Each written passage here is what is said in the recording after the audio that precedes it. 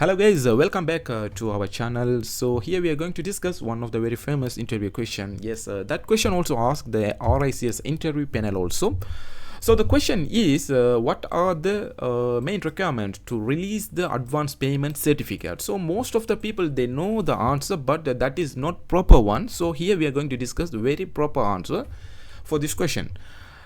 So the contractor wants request to the advance payment, so the client side commercial team members should be aware for this one. So actually we should be always be remember, we have the contractor should fulfill the four main requirement.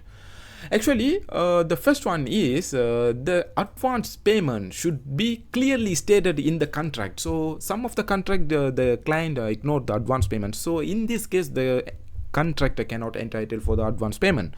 So that's why the advance payment, they very clearly state the condition of contract. So this is the very proper answer for this question.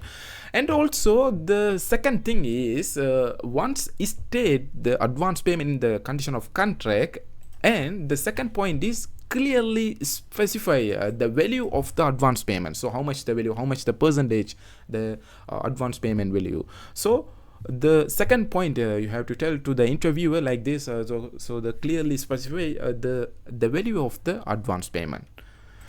And also the third very important point is the contractor must submit the advance payment guarantee. So advance payment guarantee, normally the third party bank provide the one of the original documents. So this document, this guarantee document must be submit before request the advance payment application.